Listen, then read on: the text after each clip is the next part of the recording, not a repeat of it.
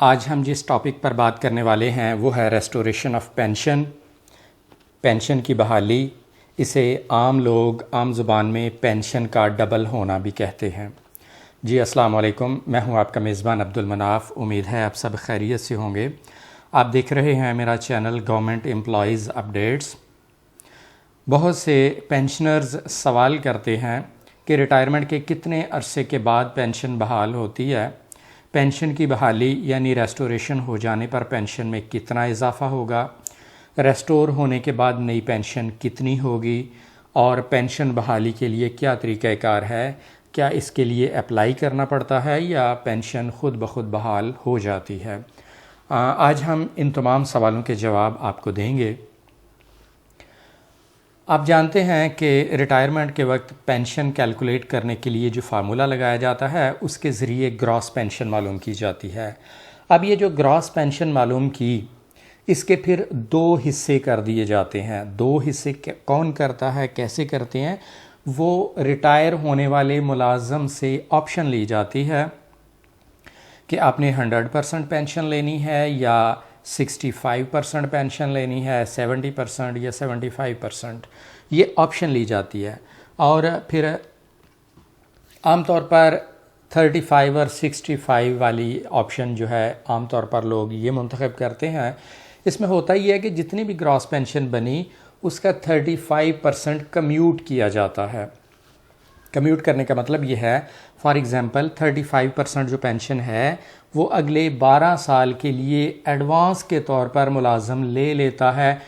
वो lump sum amount gratuity कहलाती है। रिटायरमेंट के वक्त जो ग्रेजुटी मिलती है वो ये है 35%। ये 30% भी हो सकती है, 25% भी हो सकती है। ये ऑप्शन होती है मुलाजम के पास। आम तौर पर 35% कम्यूट करवा के ग्रेजुटी के तौर पर लमसम अमाउंट वसूल कर ली जाती है।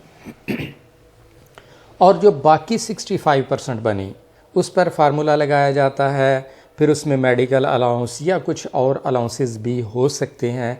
ये लगा के फिर मंथली पेंशन कैलकुलेट की जाती है और ये माहाना बुनियादों पर मुलाजम को मिलती है।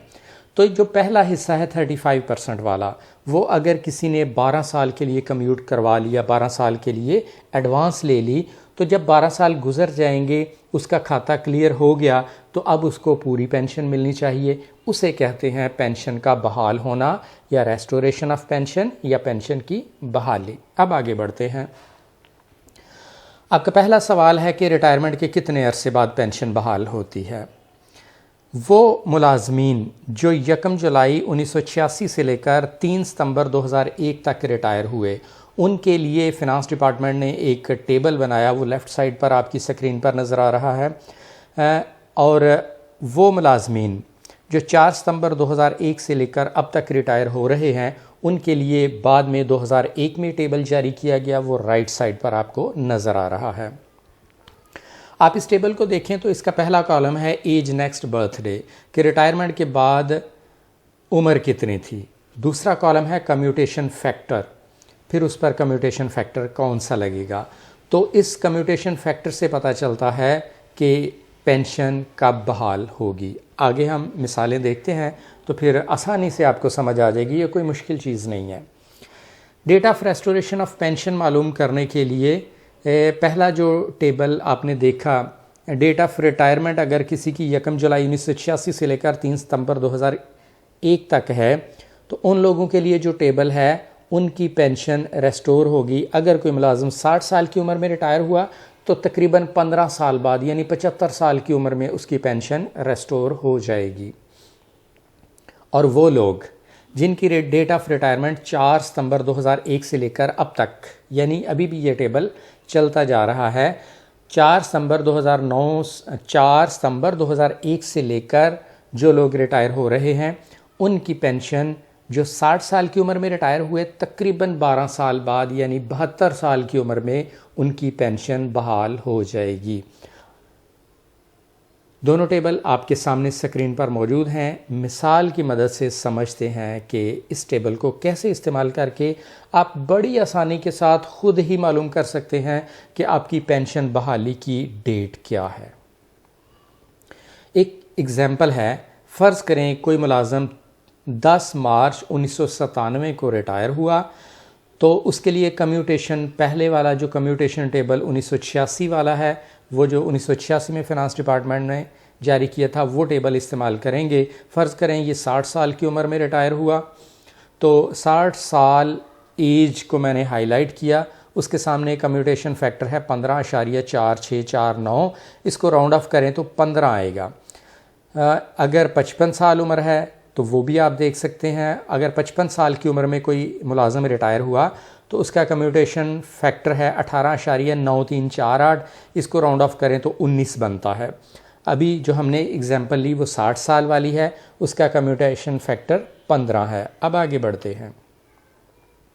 उस मुलाजम की डेट ऑफ रिटायरमेंट थी 10 मार्च 1997, कम्यूटेशन फैक्टर आया 15, तो उसमें 15 जमा किया। 15 जमा करने से हमारे पास नया जो डेट आ गई वो आ गई 10 मार्च 2012। तो इस मुलाजम की पेंशन बहाली की डेट है 10 मार्च 2012। ये रिटायर हुआ था 10 मार्च 1997 को, 60 साल की उम्र में रिटायर हुआ, तो पेंशन बहाली की डेट आ गई 10 मार्च 2012। अगर किसी मुलाजम की रिटायरमेंट के वक्त उम्र मुख्तलिफ है तो वो इस टेबल से अपनी एज के सामने जो भी फैक्टर है वो नोट कर ले, वो जमा करे, तो उससे पेंशन बहाली की डेट आ जाएगी। अब ये हमारे पास दूसरा टेबल है। दूसरे टेबल में 60 साल उम्र के सामने कम्यूटेशन फैक्टर है 12.3719, इसको राउंड ऑफ करें तो 12 आएगा। तो अब 12 जमा करेंगे। ये मुलाजम है जिसकी डेट ऑफ रिटायरमेंट है 5 जून 2022, इसमें हमने कम्यूटेशन फैक्टर 12 जमा किया, तो इसकी रेस्टोरेशन की डेट आ गई 5 जून 2034। 5 जून 2034 को इस मुलाजम की पेंशन बहाल हो जाएगी, यानी पेंशन डबल होगी। इस तरह हम पेंशन बहाली की डेट मालूम कर सकते हैं। आपका अगला सवाल है पेंशन की बहाली यानी रेस्टोरेशन के बाद पेंशन में कितना इजाफा होगा और नई पेंशन कितनी बनेगी। एक मिसाल लेते हैं। पेंशन बहाली के लिए फार्मूला है मौजूदा पेंशन, उसमें से अलाउंसेस या मेडिकल अलाउंस है या कोई भी और अलाउंस है वो माइनस कर लें, बाकी जो पेंशन बनी उसको तकसीम करेंगे अनकम्यूटेड पोर्शन से जो आमतौर पर 65 है और ज़रब देंगे 100 के साथ, तो ये आपकी पेंशन बहाली आ जाएगी। उसमें बाद में मेडिकल अलाउंस दोबारा जमा कर लेना है। एग्जाम्पल के साथ समझ लें इसको। पेंशन, उसमें से मेडिकल अलाउंस माइनस कर लेना है। कुछ लोगों को स्केल 19 से 22 के कुछ ऑफिसर्स होते हैं, उन्हें अर्दली अलाउंस मिलता है, तो वो भी माइनस कर दें। 22वें स्केल के कुछ ऑफिसर्स होते हैं जिन्हें ड्राइवर की सैलरी भी मिल रही होती है रिटायरमेंट के बाद, अगर वो है तो वो भी माइनस कर दें। यानी पेंशन में से मेडिकल अलाउंस और उसके अलावा अगर कोई और अलाउंस है तो माइनस कर दें। सपोज़ हमारे पास पेंशन है 39,453, इसमें से मेडिकल अलाउंस निकाला 7,109, माइनस करने के बाद हमारे पास पेंशन बनी 32,344। अब इस पर फार्मूला लगाएंगे। 32,344 तकसीम अनकम्यूटेड पोर्शन था 65 ज़रब 100, तो हमारे पास आ गई 49,760। अब इसमें वो मेडिकल अलाउंस जो पिछली स्लाइड में माइनस किया था वो दोबारा ऐड कर लें, तो रेस्टोर्ड पेंशन आ गई 49,760 जमा मेडिकल अलाउंस 7,109, तो पेंशन बहाल होने के बाद बनी 56,869। तो इस मुलाजम की पेंशन थी 39,453, बहाली के बाद बन गई 56,869। अगला सवाल है कि पेंशन बहाली क्या खुद ब खुद हो जाती है? मुतलका डेट को आप अकाउंट ऑफिस रब्ता करें, उनकी जो रिक्वायरमेंट है वहाँ अप्लाई करें, एप्लीकेशन दें, तो आपकी पेंशन बहाल हो जाएगी। और एक और चीज़ की वजाहत करता चलूँ कि पेंशन बहाली की जो डेट हमने मालूम की और बहाली के बाद जो पेंशन की अमाउंट मालूम की, ये एस्टिमेटेड वैल्यूज़ हैं। एग्जैक्ट वैल्यू तब मालूम होगी जब आपके पेंशन पेपर्स सामने पड़े होंगे, तो उनके मुताबिक कैलकुलेशन की जाएगी, तो फिर एग्जैक्ट डेट और एग्जैक्ट अमाउंट आ जाएगी और ये अकाउंट ऑफिस वाले आपको कैलकुलेशन करके एग्जैक्ट चीज़ें बता देंगे। मैंने जो बताई हैं ये एस्टिमेटेड है, उसके करीब तरीन होंगी, ज़्यादा डिफरेंस नहीं होगा। नाजरीन, ये थी आज की अहम मालूमात। अगर आप ऐसी मालूमात में दिलचस्पी रखते हैं तो चैनल सब्सक्राइब कर लें ताकि ऐसी वीडियोस आप तक पहुंचती रहें। चैनल का नाम है गवर्नमेंट एम्प्लॉयज़ अपडेट्स। आपके कीमती वक्त का शुक्रिया। अपना ख्याल रखें। मुलाकात होगी अगली वीडियो के साथ। अल्लाह हाफिज़।